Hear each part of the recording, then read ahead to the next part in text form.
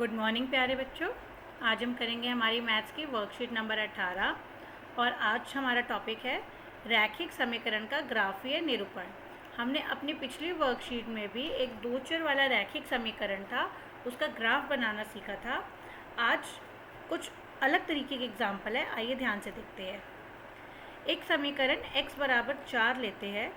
यदि हमें केवल एक चर में ये x है, यहाँ पर आप देखो ये जो समीकरण है इसमें केवल एक चर है वो x, आपको इसको बनाना है तो आप एक संख्या रेखा लेते हो, उसमें आप गिनती लिखते हो अपनी 0 1 2 3 4 और ये जो आपको पॉइंट मिल गया ये है x बराबर 4 इस बिंदु पर। ठीक है, ये जो हमने बनाया ज्यामितीय निरूपण जो हमने करा, ये हमने करा एक चर में, केवल एक चर में। ठीक है, लेकिन अगर हम इस समीकरण को कुछ इस तरीके से लिख लेते, 1 गुणा x प्लस 0 गुणा y बराबर 4 के, अगर आप इसको इस तरीके से लिख लेते हो, हमने यहाँ लिखने को तो दो चर लिख दिए, एक x ले लिया और एक हमने y ले लिया, लेकिन हम जो हमारा एक्चुअल समीकरण है x बराबर 4 उसमें तो अंतर नहीं ला सकते ना, तो इसलिए हम इस y को किससे गुणा कर रहे हैं, 0 से गुणा कर रहे हैं। तो लेकिन देखने में तो अब ये दो चर वाला बन गया क्योंकि एक x है और एक y आ गया इसके अंदर, तो हमने समीकरण को दो चर के रूप में लिख लिया, 1 into x plus 0 into y बराबर 4। ठीक है, यहाँ हमारा जो दो चर का रैखिक समीकरण था उसकी जनरल फॉर्म क्या थी, उसका मानक रूप था ax plus by plus c बराबर 0। दो चर वाले रैखिक समीकरण का मानक रूप यही तो था। तो यहाँ पर a कितना हो गया, 1 हो गया और b कितना हो गया, 0 हो गया। अब अगर मुझे इसको बनाना है ग्राफ के ऊपर तो मेरा ग्राफ कैसा बनेगा। पहली बात तो ये, अब जब ये दो चर वाला हो गया तो इसके कितने हल हो जाएंगे, अपरिमित रूप से अनेक हल हो जाएंगे। तो अब हम पहले हल निकाल लेते हैं। हमने माना y कितना, 1, y की वैल्यू कितनी ली, 1, तो 1 गुणा एक्स प्लस 0 गुणा y की जगह आ गया 1 और 0 के साथ जो भी गुणा होगा वो तो 0 हो गया, तो x का मान कितना आया, 4। ठीक है, हम y का मान रखते जा रहे हैं यहाँ पर और हमें x का मान मिलता जा रहा है। हमने y की जगह 1 रखा, उत्तर कितना आया, 4। y की जगह अगर 0 भी रखूँगी तो 0 गुणा 0 तो 0 हो जाएगा और x किसके बराबर आ जाएगा, 4 के बराबर आ जाएगा। इसी तरीके से अगर यहाँ -1 भी रख दूँगी y की जगह तो भी वो 0 से गुणा होकर 0 हो जाएगा और x का मान कितना आएगा, 4 आएगा। अगर 5 भी लिख दूँगी तो भी वो 0 से गुणा होएगा, 5 भी लिखूँगी तो भी मेरा y कितना आएगा, 4 आ जाएगा। यानी कि मैं y का कुछ भी मान रख लूँ, x का मान तो कितना रहेगा, 4 रहेगा। ठीक है, अब हम इसको ग्राफ पर बनाते हैं। पहले हमने x अक्ष डाला, फिर हमने y अक्ष डाला, बिंदु प्लॉट करते हैं। 4,1, x अक्ष पर 4 ढूंढा, ये रहा, और 1 ऊपर ये रहा, तो हमारा बिंदु आया यहाँ पर। इसी तरीके से 4,0, x अक्ष पर 4 ढूंढा, 0, ये रहा हमारा, तो बिंदु यहीं पर ही आ जाएगा। फिर है 4,-1, x अक्ष पर 4 ये रहा और y कितना है नीचे, -1, तो बिंदु यहाँ आ गया। तीनों बिंदुओं को मैंने जोड़ा तो एक सीधी रेखा आई और मैंने देखा ये जो मैंने रेखा खींची है ये किसके समांतर है, ये y अक्ष के समांतर है। तो यानी कि जब मेरा समीकरण था x बराबर 4 और मुझे इसको दो चर के रूप में ज्यामितीय निरूपण करना था, यानी कि ग्राफ पर मुझे दो चर के रूप में इसको दर्शाना था, तो मैंने देखा जो मेरी रेखा आई है वो किसके समांतर है, वो y अक्ष के समांतर है। ठीक है बेटा, अगर मान लो इसी तरीके से मुझे कहा जाता है x बराबर 2, इसका समीकरण बनाओ, इसके पॉइंट्स बना के इसका ज्यामितीय निरूपण करो, तो ऐसे में हम क्या देखते, ये जो x बराबर 2 जो है इसका ग्राफ भी कैसे आएगा, इसका ग्राफ भी कुछ इसी तरीके से एक सीधी रेखा आएगी और जो 2 से होती हुई जाएगी, इस तरीके से एक सीधी रेखा। यहाँ ये किसका ग्राफ बनता है, ये बनता है x बराबर 2 का। अगर मैं कहती x बराबर 1 तो यानी कि 1 पर एक ऐसे सीधी रेखा आती y अक्ष के समांतर। अगर मैं कहूँ x बराबर -4 का ग्राफ कैसा होगा, तो x बराबर -4 का ग्राफ भी एक सीधी रेखा होगा जो किसके समांतर होगा, y अक्ष के समांतर होगा।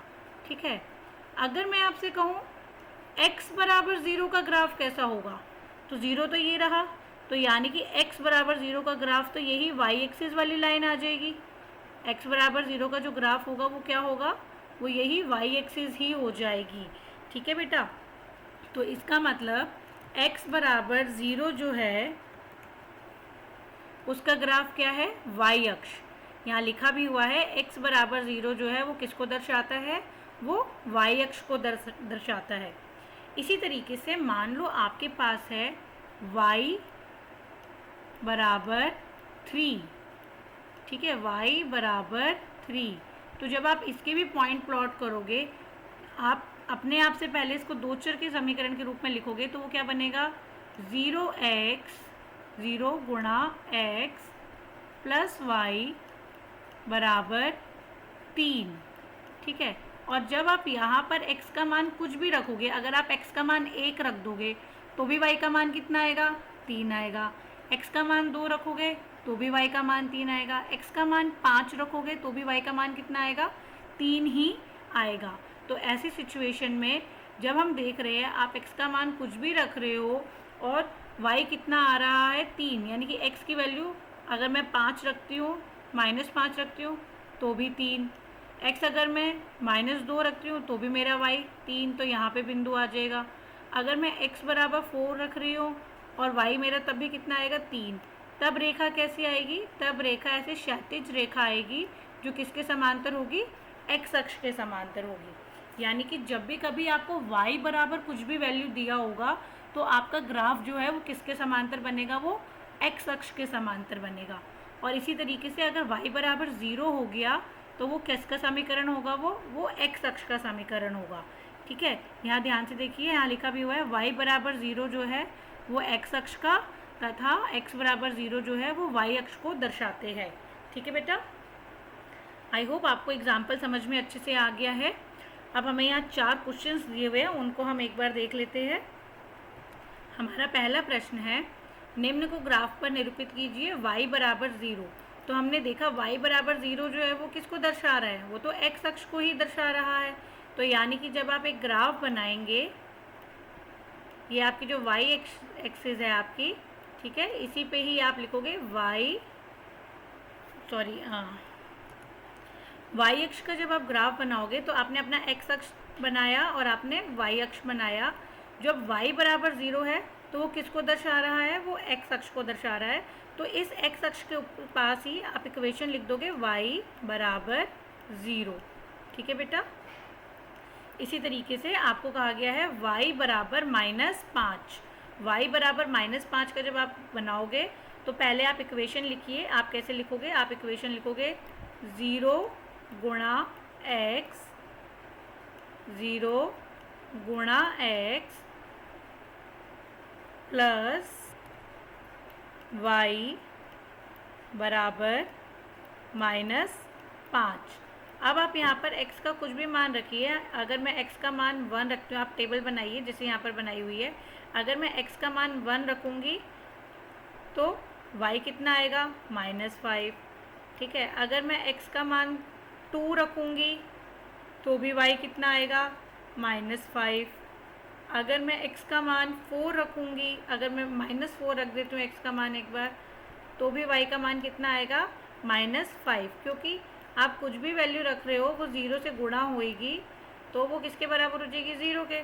तो इसलिए y का मान हर बार कितना आएगा, -5। अब इन बिंदुओं को प्लॉट कर देखते हैं। x है 1 और y है -5, तो यहाँ पर आपका पॉइंट आ जाएगा। x है 2, y है आपका -5, यहाँ पे पॉइंट आ जाएगा।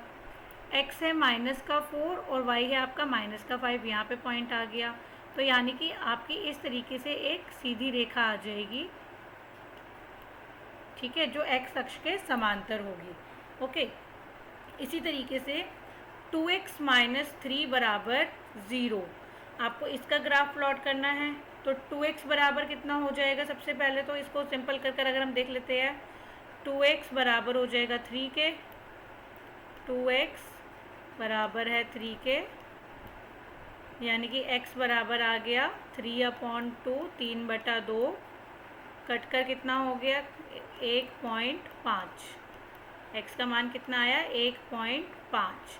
यानी कि अब जो आपका ग्राफ बनेगा वो x बराबर 1.5 है तो वो y अक्ष के समांतर बनेगा और कहाँ से जाएगा 1.5, यानी कि 1 और 2 के जो ठीक बीच में जो बिंदु है 5वें नंबर की जो आपकी लाइन है, वहाँ से आप जब एक सीधी रेखा डालोगे, इस 1.5 से जो एक स्ट्रेट लाइन होगी, ये होगी आपकी x बराबर 1.5 का ग्राफ, ठीक है बेटा, या 2x - 3 बराबर 0 का ग्राफ। इसी तरीके से x बराबर -3 का जब आप बनाओगे तो वो कैसे बनेगा? x बराबर -3 वो यहाँ बनेगा और किसके समांतर होगा? वो y अक्ष के समांतर होगा। जब x बराबर -3 है तो y अक्ष के समांतर रेखा बनेगी। जब y बराबर कुछ दिया हुआ होगा तो वो x अक्ष के समांतर बनेगा, ठीक है बेटा। एग्ज़ाम में इससे रिलेटेड एक क्वेश्चन ज़रूर आता है, तो आप इसकी अच्छे से प्रैक्टिस करिएगा, ठीक है। आई होप आपको आज की वर्कशीट अच्छे से समझ में आ गई है। वर्कशीट समझ आई है तो उसको लाइक करिए, शेयर करिए और चैनल को सब्सक्राइब करिए। Thank you so much.